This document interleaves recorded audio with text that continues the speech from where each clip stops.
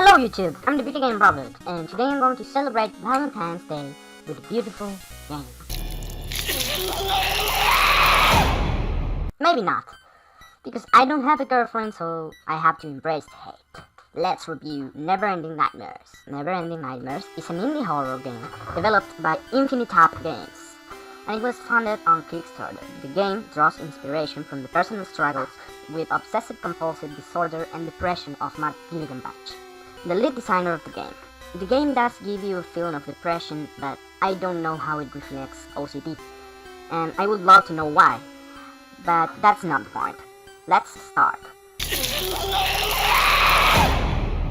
In this game, you play as Thomas, a guy that wakes up from a nightmare to another one, and so on. At first, you get some clues about why is he having these nightmares, something about having his sister die, but that changes throughout the story. The story is open to interpretation, and when I say open, I really mean it. There's a lot of symbolism, and if you catch it, you're going to see things differently, and if you don't catch it, you're going to have another experience.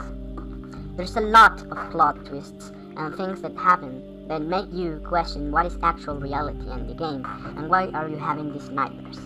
But I don't even think that the developers know what is the actual truth, because there's 3 completely different endings, each of them meaning something different. I can't say anything else without spoiling something, but I also don't know what else to say. If you play this game, you're going to have a very different idea about what the story is about. So let's move on. The visuals are by far the best thing about the game. Whenever I play this game, I explore every room, not because there's something to find. I do that because every room feels like a painting on an art exposition, and I don't want to miss anything.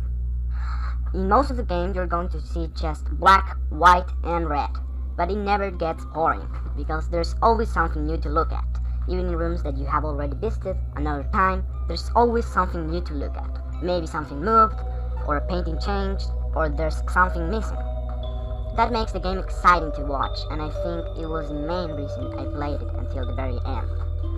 It's amazing how much detail there is in the art of the game, and maybe that's where the obsessive-compulsive disorder is reflected. It's definitely one of the best looking games I ever played, although it's very gory at times, so be aware of that if you don't like gore and blood. This aspect of the game is a little bit disappointing, at least for me. I expected a little bit more challenge and constancy in the gameplay. You just walk avoiding enemies sometimes, and sometimes you just walk and watch creepy things happen sometimes. At least for me, that is not enough for a horror game. There could have been collectibles that expanded the story of the game, like all the letters from your sister, or even some puzzles to solve, but there's nothing of that. You just walk.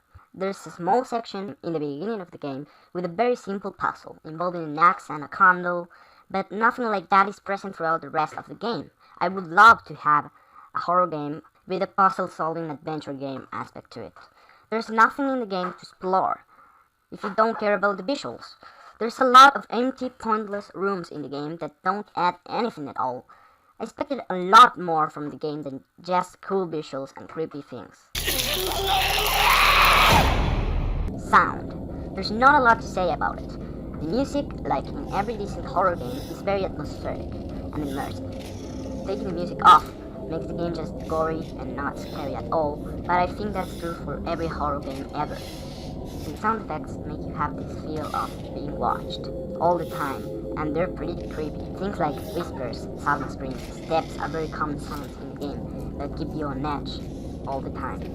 Overall, this aspect of the game, sound, is perfect for this game. Don't get me wrong, I like this game, but I'm not a fan of games that have that little things to do. But in the horror aspect, the game definitely succeeds in being very scary and disturbed, and it made me jump from my seat a lot of times. It really gets you interested in finding out what it's all about, but in the end, it disappointed me a bit. It didn't feel like the conclusion was fulfilling to me. But if you want to get creeped out and you like seeing gore and horror, this game does that flawlessly. But you're going to have to be up to doing a lot of walking with little things happening in long periods of time. It's a very short game, but it feels longer because it has a lot of boring moments. You could say it has some replayability because of the different endings, but there's not a lot to those endings. It's almost the same experience, and the endings, I'm sorry to say, they pretty much all suck. Well, that has been all I gotta say. I'm the Video Game Robot, and see you in the next video. Bye!